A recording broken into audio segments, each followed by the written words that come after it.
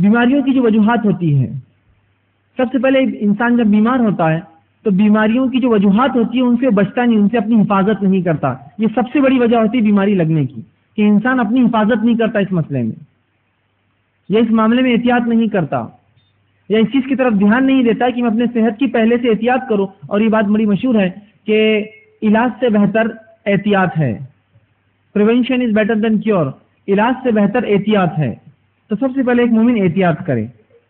اگر اس کے بعد بھی لیکن وہ بیمار ہو جاتا ہے تو کبھی بھی شریعت سے غفلت نہ کرے. یاد رکھیے، شریعت سے غفلت مت کیجیے. یہ نہ سوچے کہ شریعت نے اس معاملے میں کوئی رہنمائی نہیں کی، اب بس جو ہوتا ہے چلنے دو، دواخانوں میں جاتے رہو اور لمبی لمبی قطاریں لگ رہی ہے اور ہزاروں اور لاکھوں روپیہ ہمارا اس معاملے میں برباد ہو رہا ہے. لیکن پھر بھی ہم دیکھتے ہیں کہ تشفی بخش، اطمینان بخش ہمارے علاج نہیں ہوتے، نہ ہم ذہنی طور سے مطمئن ہوتے، نہ جسمانی طور سے مطمئن ہوتے ہیں. تو ایک انسان اگر پہلے تو حفاظت کرے، حفاظت نہ ہو سکے اور بیماری میں پڑ جائے، بیماری ہو جائے، تو پھر سب سے پہلے شریعت کی طرف وہ دوڑے. احتیاط کے اندر بھی پہلے شریعت کو مقدم جانے، اور بیمار ہو بھی جائے تو شریعت کو اس معاملے میں بھی وہ مقدم جانے. لیکن آج کی جدیدیت میں، یہ ماڈرنزم نے ہمارا بیڑا غرق کر دیا. کفاروں کے نزدیک دنیا سب کچھ ہے. وہ دین اور شریعت کا کسی معاملے میں عمل دخل رکھتے ہی نہیں ہیں. وہ کہتے ہیں بس دنیا سب کچھ ہے، بس اسی میں جنت ہے اور یہی آپ کے لیے دوزخ ہے، بس آگے مرنے کے بعد کچھ ہونے والا نہیں ہے. اور مادہ پرستی میں وہ لگ گئے، اور اس طرح سے انہوں نے کیا کیا، پورا بیلنس بگاڑ دیا. زندگی کا جو توازن تھا، بیلنس تھا، پورا ڈس بیلنس کر دیا، بگاڑ دیا. اور اسی طریقے زندگی کے ہم بھی شکار ہوئے. ایک مومن بھی اسی طریقے زندگی پر چل پڑا اور وہ بھی اس بیماریوں میں ملوث اور اس کا جو ہے شکار بن گیا. تو ہمارے لیے ضروری ہے کہ ہم دین کو اپنائیں. ٹھیک. اور جب ہم نے یہ زندگی کا بیلنس کھو دیا، ایک توازن جو ہونا چاہیے کہ جہاں میں صحت کا خیال رکھتا ہوں، ذکر و اذکار کرتا ہوں، ٹھیک ہے، اس کے بعد بیمار ہو جاؤں تو بیماری کا علاج کرواتا ہوں جیسے کتاب و سنت نے بیان کیا.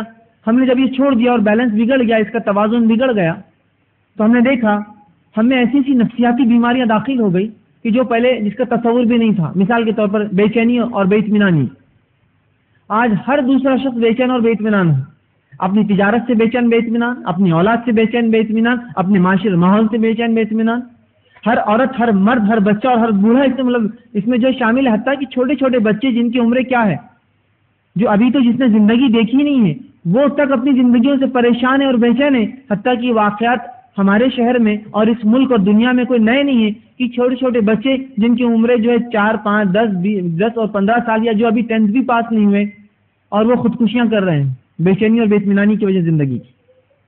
یہ واقعہ آپ نے بھی سنا ہوگا کہ چھوٹے چھوٹے بچے خودکشیاں کر رہے ہیں جن کی عمر مشکل سے 9 یا 10 سال، جو کہ ابھی 8ویں میں بھی نہیں پہنچے، ہائی اسکول میں بھی نہیں پہنچے، ابھی مڈل اسکول میں ہیں. وہ لوور اسکول سے نکلے اور مڈل اسکول میں پہنچے اور خودکشی کر رہے ہیں. مطلب بچے بھی بے اطمینان ہیں، بوڑھے بھی بے اطمینان ہیں، مرد بھی بے اطمینان ہیں، عورتیں بے اطمینان ہیں. نفسیاتی طور سے ہم نے اپنے آپ کو ڈس بیلنس کر لیا. اس کا نتیجہ یہ نکل رہا، خودکشیاں عام ہو رہی ہیں. کیونکہ ذہنی سکون جب انسان کھو دیتا ہے، ایک ہی راستہ اس کے لیے حل ہوتا ہے، خودکشی کر لو، مر جاؤ.